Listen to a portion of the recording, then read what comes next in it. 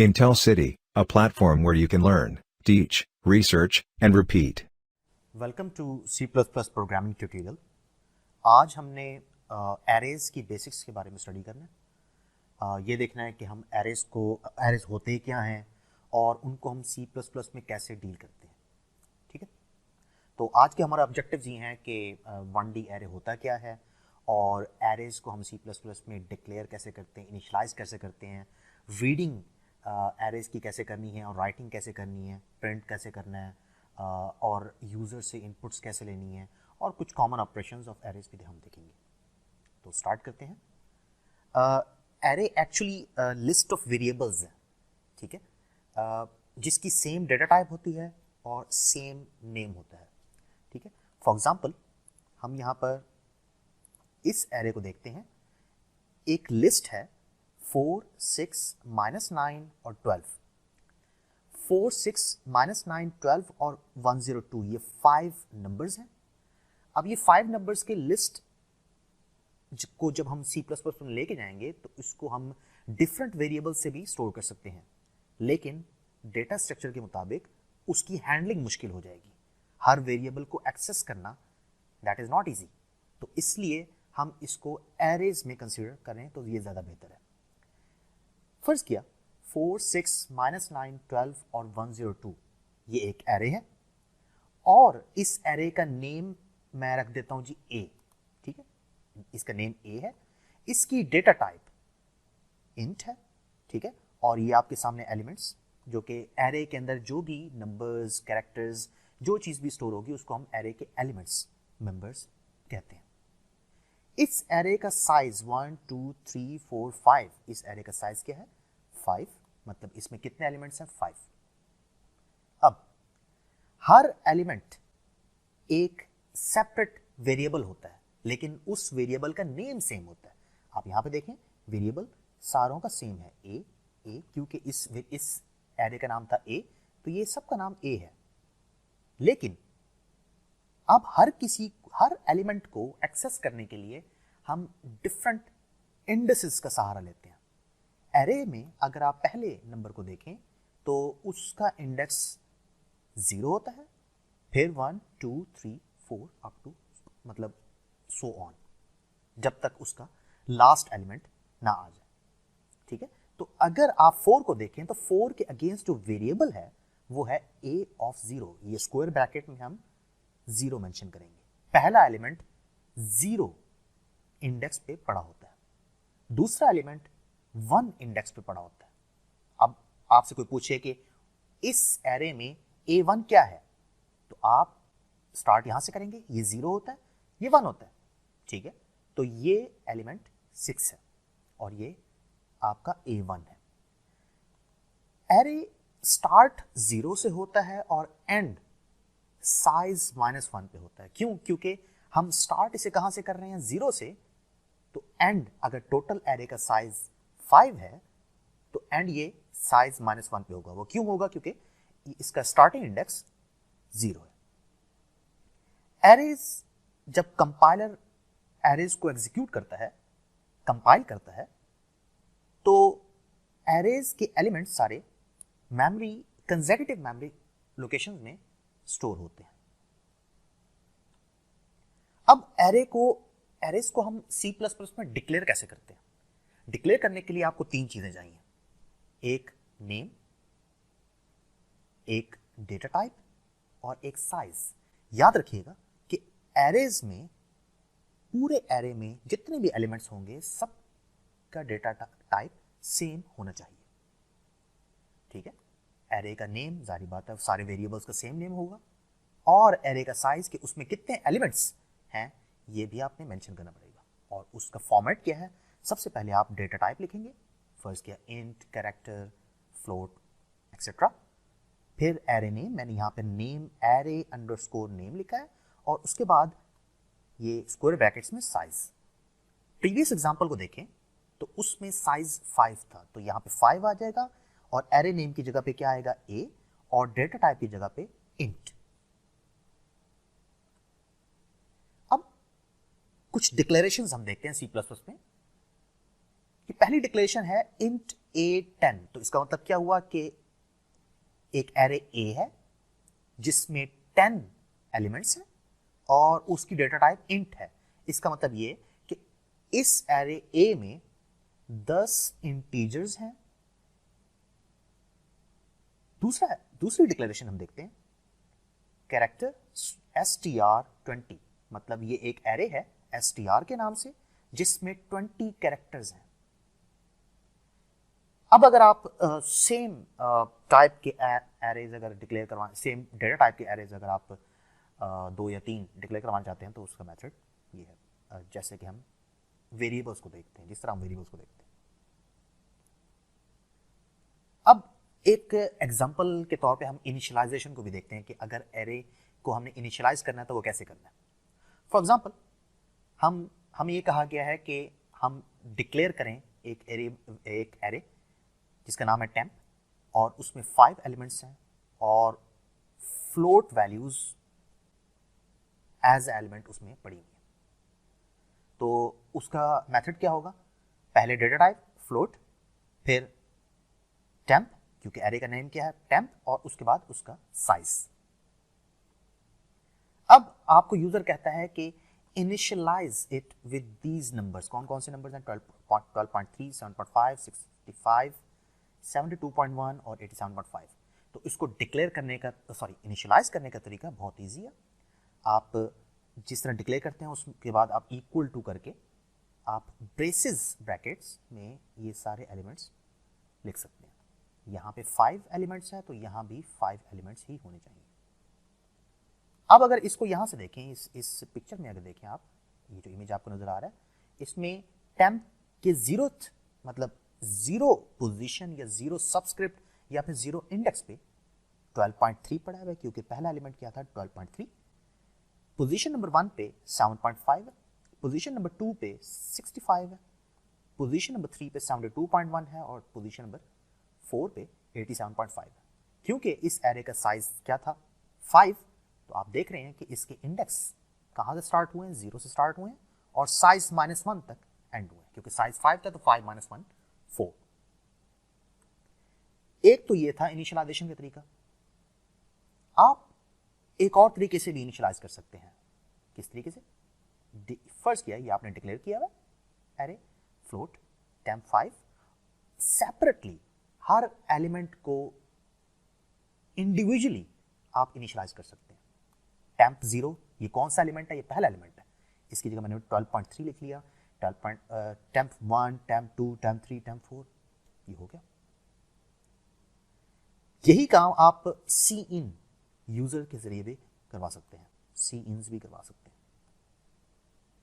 लेकिन what if आपके पास 1000 elements का एक एरे है, तो उसको जब आप इस तरह करवाएंगे तो दैट वुड बी हैक्टिक। तो इसका एक आसान सा मेथड ये है, क्योंकि एरेज में जो इंडेक्स हैं वो एक एक के फर्क से इंक्रीज हो रहे होते हैं। जैसे कि पहला इंडेक्स क्या होता है 0, फिर 1, 2, 3, 4। तो हम यहां पे अगर लूप यूज कर लें तो that would be much easier. Check करते हैं कैसे हम लूप यूज करते हैं। आपको ये तो पता है कि टेम्प 0 पहला एलिमेंट होता है, टेम्प 1 दूसरा, तीसरा, चौथा और ये 5वां एलिमेंट जो कि जिसका इंडेक्स क्या होता है साइज -1। तो अगर हम लूप यूज करें और i को इंडेक्स की जगह पे प्लेस करें और सी इन करवाएं और i को कहां से स्टार्ट करें, 0 से स्टार्ट करें और साइज -1 पे एंड करें, ठीक है। तो ये टेम्प में सबसे पहले i की क्या वैल्यू जाएगी 0, उसके बाद फिर 1, फिर 2, फिर 3 और देन 4। तो ये चारों वैल्यूज आपसे यूजर से सी इन हो जाएंगी। अब अगर आपने यूजर से सी इन करवा ली है सारी वैल्यूज और अब आप उसको प्रिंट करवाना चाहते हैं, तो प्रिंटिंग के लिए भी बिल्कुल वही, क्योंकि एरे के जो इंडेक्स के जो बाउंड्स हैं वो 0 से कम नहीं है और साइज -1 से ज्यादा नहीं है, तो इसलिए आप फॉर लूप यूज करके उसको सी आउट भी करवा सकते हैं। ये आपकी कंसोल विंडो पे नजर आ जाएंगे। अब हम ऐसा करते हैं कि ये जो अभी हमने देखा है प्लस कुछ एग्जांपल्स हम कोड ब्लॉक्स में जाके एग्जीक्यूट करते हैं। सो अब हम C++ में एरेज को कैसे इम्प्लीमेंट करते हैं उसको अब हम चेक करते हैं। तो हम स्टार्ट लेते हैं यहाँ पे एरेज को डिक्लेयर कैसे किया जाता है। तो डिक्लेरेशन के लिए हमने ये देखा था कि पहले आप एरे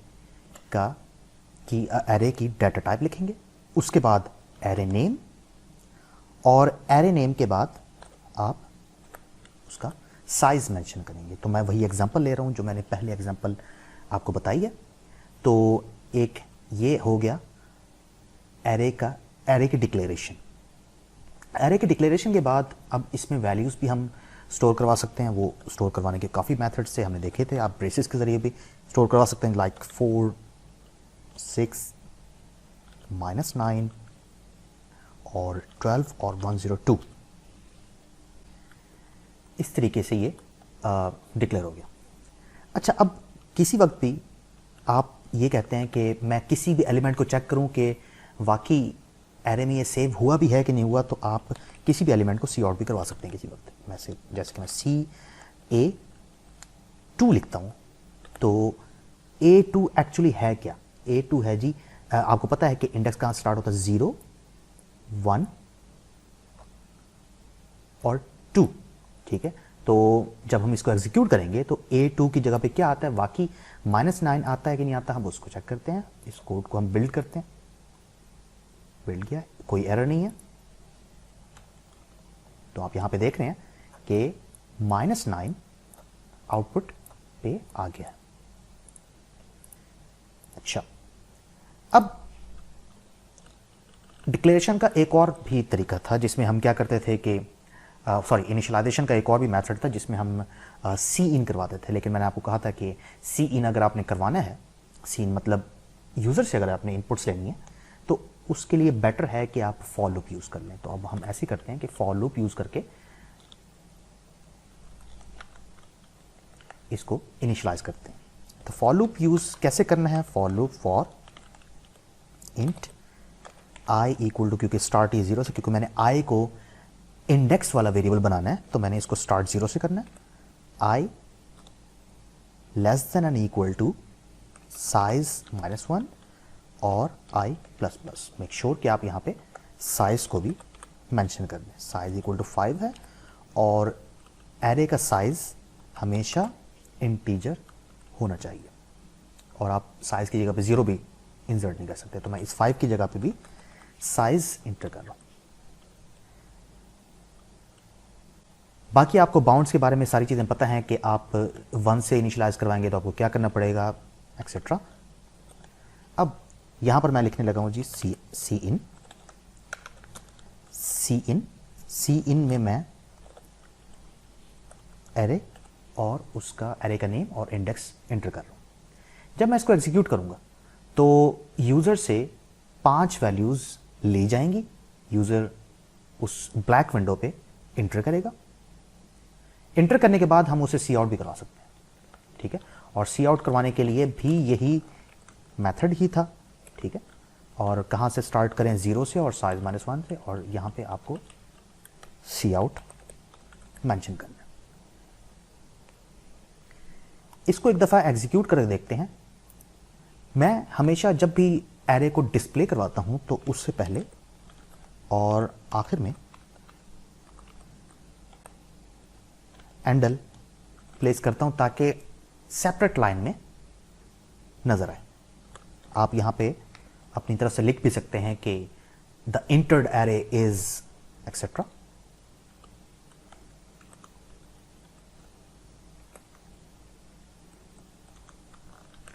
तो इसको बिल्ड करते हैं, कोई एरर नहीं है। इसको एग्जीक्यूट करते हैं। अब आपसे वैल्यूज पूछी जा रही हैं। वैल्यूज में एंटर करता हूं जी 3, 4, 5, 6, 7। देखें यहाँ पे 3, 4, 5, 6, 7 एंटर हो चुकी हैं। लेकिन ये एक नंबर की तरह लग रहा है, तो क्यों ना 3 और 4 के दरमियान में एक स्पेस डाल दी जाए, ठीक है, इट वुड बी बेटर। तो हर दफ़ा जब भी ये सी आउट करे ए को, तो एक स्पेस भी प्रिंट कर दे। तो मैं यहाँ पे एक स्पेस भी प्रिंट कर दिए ताकि नज़र आने मतलब अच्छा लगे। तो इसको एग्जीक्यूट करते हैं, दोबारा से मैं वैल्यूज़ पुट कर रहा हूँ 1 2 3 0 और 9 8। तो आप देख रहे हैं कि 1 2 3 0 8 ये प्रिंट हो गया।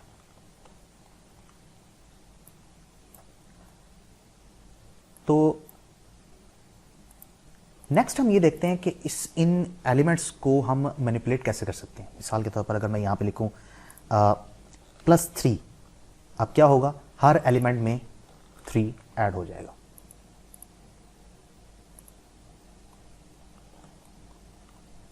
टू 3 4 5 6, आप देख रहे हैं कि हर एलिमेंट में 3 ऐड हुआ हुआ। आप इसको इस तरह भी मैनिपुलेट कर सकते हैं कि अगर आप ये कहते हैं कि किसी भी एलिमेंट, आपने एलिमेंट तो इंटर कर दिए हैं लेकिन वो एलिमेंट इस तरह इंटर हों कि ए हर दफ़ा A4 में A2 मल्टीप्लाई बाय A3 हो जाए। मतलब जब यूज़र एक इंटर करे वैल्यूज़ तो A4 वो ना रहे जो कि यूज़र ने इंटर किया है। A4 यहाँ पे अपडेट हो जाएगा। अपडेट कैसे होगा, जो यूज़र ने इंटर की होंगी A3 और A2, ये दोनों वैल्यूज़ होंगी मल्टीप्लाई होने के बाद A4 में स्टोर हो जाएंगी। मतलब आप किसी भी एलिमेंट को किसी भी वक्त एक्सेस करके अपडेट भी कर सकते हैं। ठीक है, अपडेट किसी तरीके भी कर सकते हैं। आप उस एरे के एलिमेंट्स को एक्सेस करके अपडेट कर सकते हैं, जैसे मैंने यहाँ पे किया A2 A3, और मतलब मैथमेटिकल कोई ऑपरेशन भी यूज कर सकते हैं, लाइक डिवाइडेड बाय 3 एक्सेट्रा। ठीक है, तो मैं यहाँ पे जस्ट मल्टीप्लिकेशन कर रहा हूँ क्योंकि मैंने एरे इंट लिया हुआ है। तो बिल्ड करने के बाद एग्जीक्यूट, यहाँ पे जाके आप वैल्यूज इंटर करते हैं 1 2 3 4 5। आप देख रहे हैं कि 4 5 6 7 15 हो गया। ठीक है, हर एलिमेंट में 3 ऐड हुआ है। वो क्यों ऐड हुआ है, क्योंकि मैंने यहां पे जो है ना 3 ऐड कर रहा था। ठीक है, नेक्स्ट A4 जो है वो A2 और A3 को मल्टीप्लाई करके बनाया गया। A2 क्या है, ये 0 होगा, 1 2 3 4। ठीक है, A2 और A3 एक्चुअली 3 और 0 1 2 3, ये दो एलिमेंट्स हैं 3 और 4। इन दोनों को मल्टीप्लाई करके 4 में स्टोर कर दिया गया। अब एलिमेंट नंबर 4 5 नहीं रहा, 3 पर जो एलिमेंट पड़ा हुआ था, सॉरी 2 पे जो एलिमेंट पड़ा हुआ था और 3 पे जो एलिमेंट पड़ा हुआ था, वो दोनों मल्टीप्लाई हो गए। ठीक है, मतलब 2 पे एलिमेंट कौन सा पड़ा हुआ था, 3, और 3 पे एलिमेंट कौन सा पड़ा हुआ था, 4। ये दोनों मल्टीप्लाई हुए। आंसर क्या आया होगा, 12। अब 12 स्टोर हो गया था A4 पे, लेकिन क्योंकि मैं यहां पर +3 लिखा हुआ है तो आपको यहां पे क्या नजर आ रहा है, 15। तो 12 + 3 15। ये क्लियर हो गया। अच्छा, अगर आप ये कहते हैं कि एक एरे आपने बनाया है A, और एक और एरे मैं यहां पे यूज करता हूं int b, उसी साइज का 5 साइज का, जिस तरह हम वेरिएबल्स के साथ डील करते थे, सिंपल वेरिएबल्स के साथ डील करते थे C++ में, बिल्कुल उसी तरह अगर आप ये चाहें कि आपने C को तो इस जगह पे, सॉरी A को तो आपने इस जगह पे इनिशियलाइज तो करवा दिया, यही वैल्यूज अगर आप B में डालना चाहते हैं, मतलब A की वैल्यूज सारी की सारी B में डालना चाहते हैं, और आप ये कहते हैं कि कुछ इस तरह लिखूं मैं, तो ये गलत है। ये वेरिएबल्स के केस में, सिंपल वेरिएबल्स के केस में ठीक है, लेकिन एरेज के केस में गलत है। एरेज के केस में आपको हर एलिमेंट को इंडिविजुअली एक्सेस करके स्टोर करना पड़ेगा B में। हर एलिमेंट ऑफ A को एक्सेस करना होगा और उसके बाद उसको B में स्टोर करना होगा। तो इसका मेथड इस तरह नहीं होगा, बल्कि आपको हर एलिमेंट, मतलब पहले B0 की आप बात करेंगे, B0 में क्या स्टोर करेंगे आप, A0, फिर इसी तरह B1 में क्या आप स्टोर करेंगे, A1, और B2 में आप A2 स्टोर करेंगे, ताकि आपके सारे एलिमेंट्स A वाले वो B में स्टोर हो जाए। ठीक है, अब स्टोर करते हुए भी है ना, यहां पर आप मैथमेटिकली जिस तरह चलना चाहें, मतलब यहां पे 2, यहां पे 3, वो आपकी मर्जी है, लेकिन मैं एग्जांपल के तौर पे आपको बता रहा हूं कि आप A के एलिमेंट्स को B में direct B equal to A करके स्टोर नहीं कर सकते। मतलब असाइनमेंट स्टेटमेंट यहां पे इस तरह नहीं चलेगी। ठीक है, तो 2 के बाद क्या आएगा, 3 के बाद 4 आएगा। 4 से ऊपर नहीं जा सकते क्योंकि एरे के अंदर जो इंडेक्स होते हैं वो 0 से स्टार्ट होते हैं और साइज -1 पे एंड होते हैं। तो एक तो ये तरीका है। अब अगर फर्ज किया कि हमारे पास बहुत ज़्यादा एलिमेंट्स हैं जिसमें, तो आप लिख के यहाँ पे थक जाएंगे, 0 1 2 3 अप टू फर्ज के 1000 एलिमेंट्स हैं, तो 1000 तक लिख के आप थक जाएंगे। तो उसके लिए फिर वही बात कि लूप यूज़ कर लें। लूप कैसे यूज़ कर लें, बिल्कुल वही तरीका, फॉर। ठीक है, मैं यहाँ पे दोबारा ऊपर वाला लूप ही कॉपी कर रहा हूँ क्योंकि बाउंड्स वही रहेंगी, 0 से स्टार्ट और एंड कहाँ पे, साइज -1 पे। तो B ऑफ I के अंदर आपने A ऑफ I स्टोर कर देना। ठीक है, तो ये आप B of I, A of I की सारी वैल्यूज B ऑफ I में चली जाएंगी। कैसे, जब I की वैल्यू 0 होगी तो A0 B0 पे प्लेस हो जाएगा, जब I की वैल्यू 1 होगी तो A1 B1 पे प्लेस हो जाएगा, जब I की वैल्यू 2 होगी तो A2 B2 पे प्लेस हो जाएगा, जब I की वैल्यू 3 होगी तो A3 B3 पे प्लेस हो जाएगा, जब I की वैल्यू 4 होगी तो A4 B4 पे प्लेस हो जाएगा। That's it. अब ये चेक करना है कि वाकई B के अंदर वो एलिमेंट्स A वाले आ गए हैं या नहीं आ गए। तो मैं ये जो लूप है, ये वाला जो मैंने यहाँ पे ये आखिर में एक लूप लिखा था जो कि डिस्प्ले करवाने के काम आता था, तो यहाँ पे मैं जाके B लिखता हूँ, चेक हो जाएगा कि वाकई हमने वैल्यूज जो हमने A में, ये जो फॉर लूप हमने यूज किया जिसमें हम A की सारे एलिमेंट्स को हम B में प्लेस कर रहे हैं, क्या वाकई एलिमेंट्स प्लेस हुए भी हैं या नहीं हुए। ठीक है, तो हम यहां पर इसको पहले एग्जीक्यूट करते हैं, बिल्ड, कोई एरर नहीं है, और अब एग्जीक्यूशन स्टार्ट। ठीक है, अब यहां पर हम कुछ वैल्यूज इंसर्ट करते हैं। वैल्यूज करते हैं जी 5 4 3 2 1। वो देखें जो प्रिंट वैल्यूज हुई हैं वो सारी की सारी A वाली ही हैं। इसका मतलब क्या हुआ कि एलिमेंट्स ऑफ A सारे सक्सेसफुली B में स्टोर हो गए हैं। तो मतलब आपने असाइनमेंट कर दी है। एक्चुअली आपने एक एरे को के एलिमेंट्स को दूसरे एरे में कॉपी कर लिया है। तो that's copying one array to another array. अब अगर आपसे यह कहा जाए कि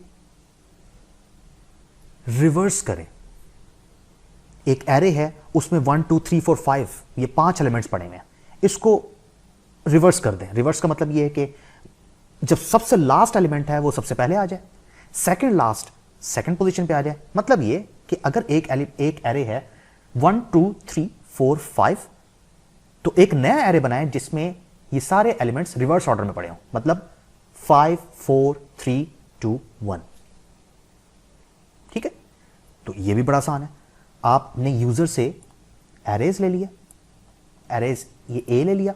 ठीक है, अब मैं ऐसा करता हूं क्योंकि मैंने बहुत ज्यादा एग्जांपल करनी है, तो यहां पे मैं जरा ए को हार्ड कोडेड फॉर्म में लेके चलता हूं। ए को मैं इनिशियलाइज यहां पे कर देता हूं ताकि एलिमेंट्स वही रहें, हर दफा चेंज ना हो। 1 3 5 7 9 ये 5 एलिमेंट्स हैं, 1 3 5 7 9। अब आपने एरे के एलिमेंट्स को बी में स्टोर करना है। ये तो हम कॉपी वाला फॉर लूप था हमारा। ठीक है, लेकिन व्हाट इफ हम कॉपी करें लेकिन सबसे लास्ट एलिमेंट को सबसे पहले एलिमेंट में प्लेस करें। कैसे?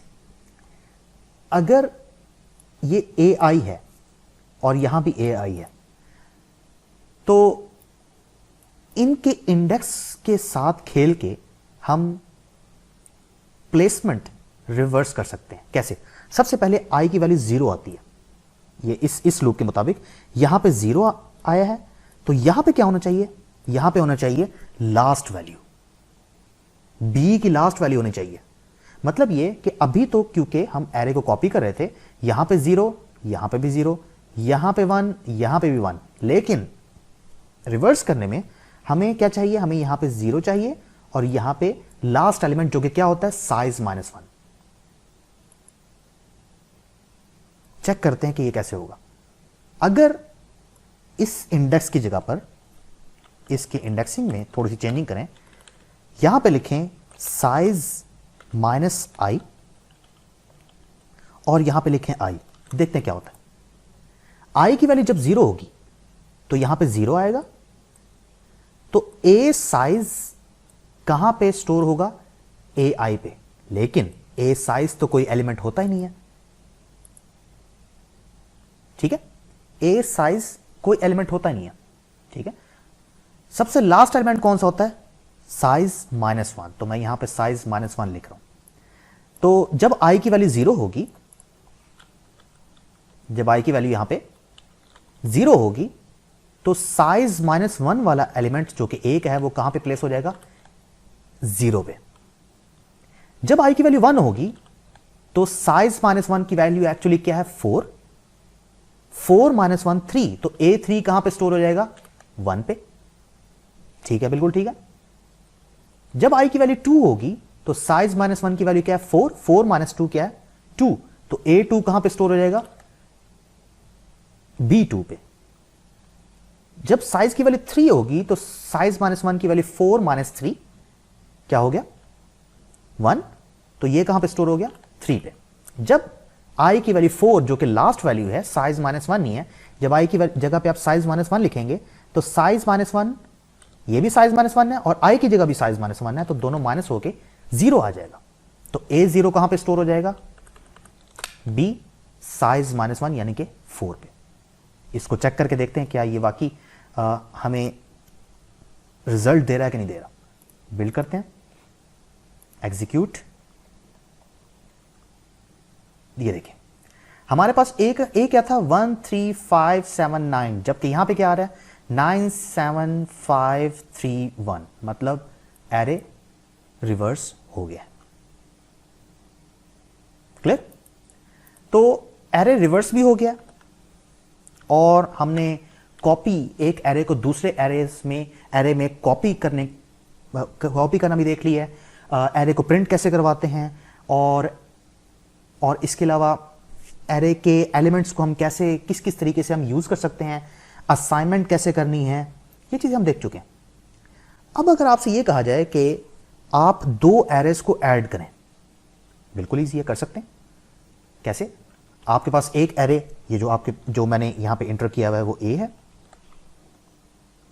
ये ए है, और बी एरे भी बन चुका है। बी एरे क्या है एक्चुअली, ये है रिवर्स ऑर्डर वाला एक एरे है जो कि रिलेटिव है ए के। तो ए और बी हमारे पास बन चुके हैं, बी यहां पे हमारे पास सी आउट हो रहा था। तो हम ऐसा करते हैं कि ये तो हमारा डिस्प्ले का लूप है, यहां पर जाकर हम दोनों एरेज को ऐड करते हैं। ऐड किस तरह, 1 to 1 एडिशन, क्योंकि आपको पता है कि 2 एरेज के कॉरस्पॉन्डिंग एलिमेंट्स को हम ऐड कर सकते हैं। किस तरह ऐड करेंगे, अब यहां पर यह चीज लिखना कि a plus B equal to C, यह गलत होगा। यह बिल्कुल उसी तरह गलत है जिस तरह हमने b इक्वल टू ए लिखा था। मतलब हम 2 एरेज को ऐड करके सी में स्टोर कर दें, इस तरह यह ठीक नहीं है। आपको हर एलिमेंट को एक्सेस करना होगा, एक्सेस करने के बाद उसको ऐड करना होगा, इसलिए हर एलिमेंट को एक्सेस करना जरूरी है। और एक्सेस करने के लिए हमें इंडेक्स का सहारा लेना पड़ता है, और बेटर क्या है कि आप फॉर लूप यूज कर लें। तो मैं यहां पे फॉर लूप यूज कर रहा हूं दोनों को ऐड करवाने के लिए। आपको क्योंकि एक नया एरे बनाना है ए और बी, जिसमें ए और बी के एलिमेंट्स को ऐड करके आपको एक नया एरे बनाना है, तो फर्स्ट किया वो एरे है जी सी, उसका साइज भी वही होगा क्योंकि इट्स एन एडिशन। तो मैं यहां पे दोनों को ऐड करने लगा हूं, ठीक है, A I plus B I equal to C I. तो कॉरस्पॉन्डेंस यहां पे उसका ख्याल रखा गया। तो जब आई की वैल्यू 0 होगी तो A0 B0 ऐड होके C0 में स्टोर हो जाएंगे, कॉरस्पॉन्डेंस है।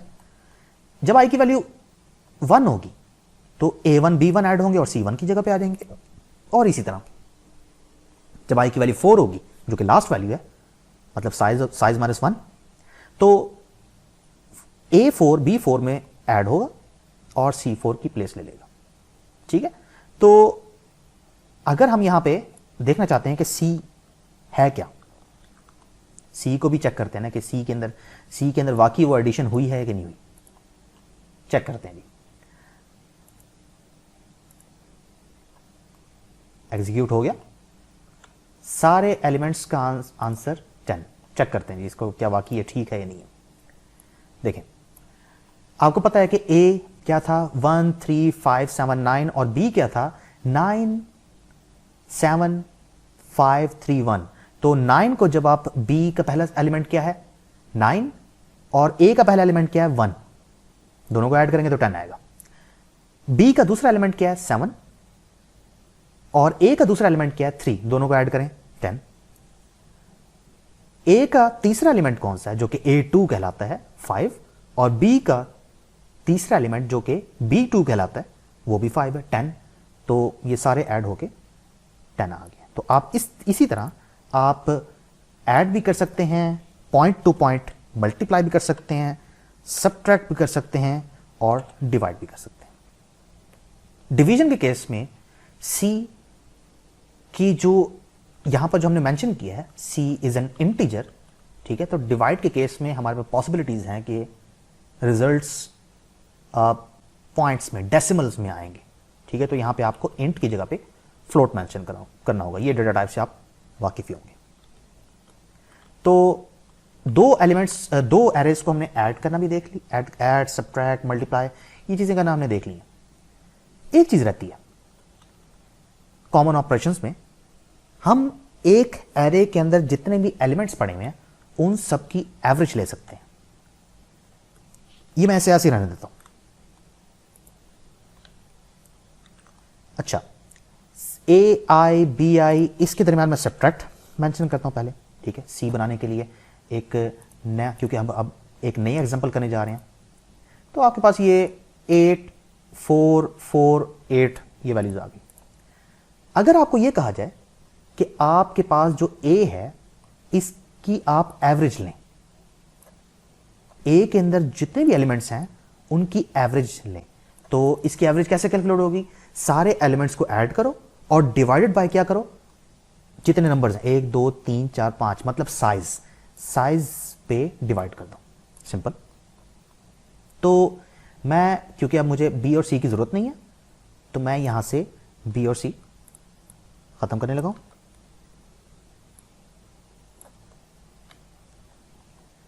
एक ए है और ए के सारे एलिमेंट्स आपने ऐड करने हैं।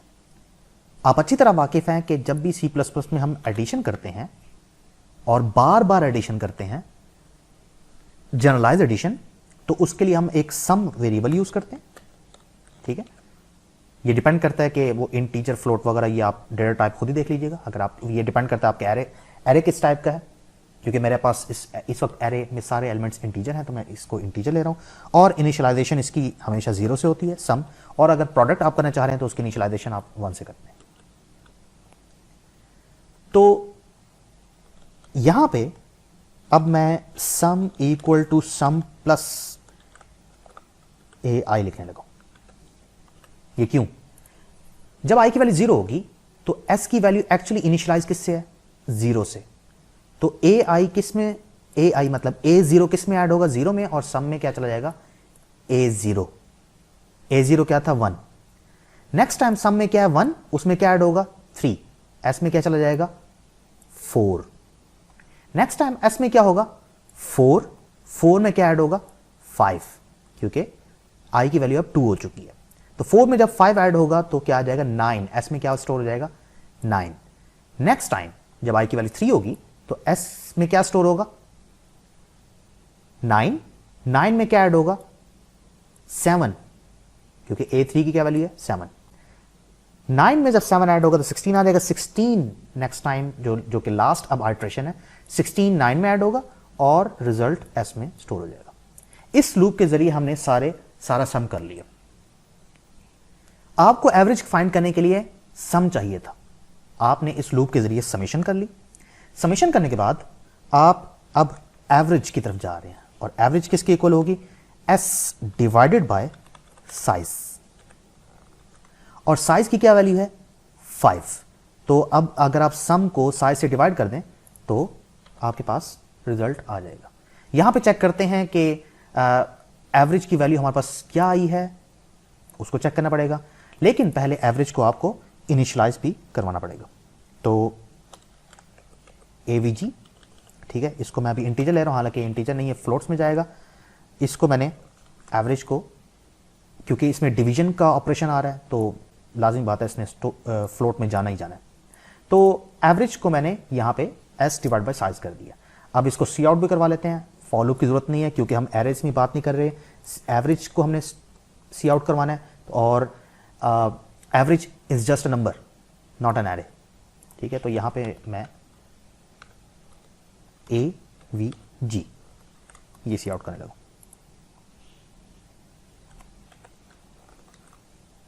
चेक करते हैं क्या होता है। तो बिल्ड करते हैं, बिल्ड करने के बाद एग्जीक्यूट करते हैं। तो वैल्यू आई है जी 5। चेक करते हैं यहां पे क्या 5 आती है। इन दोनों को ऐड करें, 4 plus 3, oh sorry 1 plus 3 4 plus 5 9 plus 7 16 plus 9 25। जब आप 25 को एस में अब क्या स्टोर हो गया होगा 25 को जब आप साइज से डिवाइड करेंगे, यानी कि 5 से डिवाइड करेंगे, तो एवरेज में क्या स्टोर होगा 5। इन दिस वे आपने एवरेज सक्सेसफुली कैलकुलेट कर ली। तो ये थी कुछ बेसिक्स जिसमें हमने कुछ एग्जांपल्स भी देख ली हैं और एरेज के बारे में थोड़ा बहुत स्टडी भी कर लिया। अभी तक हमने जो बात की है वो 1 डायमेंशनल एरे की बात की है, लीनियर एरेज की बात की है, जिसमें एलिमेंट्स एक ही डायमेंशन में पड़े होते हैं, लाइक 1 3 5 7 9, ये एक डायमेंशन है। अगर हम यहां पे एक और डायमेंशन भी, इस डायमेंशन को आप वैसे ही लें जैसे आप एक्स एक्सिस, वाई एक्सिस, जी एक्सिस की बात करते हैं, हम बिल्कुल उसी तरह लेंगे। अगर आप 2 डायमेंशन की बात करते हैं तो यहां पे एक रोज भी आ जाएंगी और कॉलम्स भी आ जाएंगे, जो कि हमारे मैट्रिसेस जिस तरह डील होते हैं। तो अभी हमने जो बात की है वो 1D एरे की बात की है।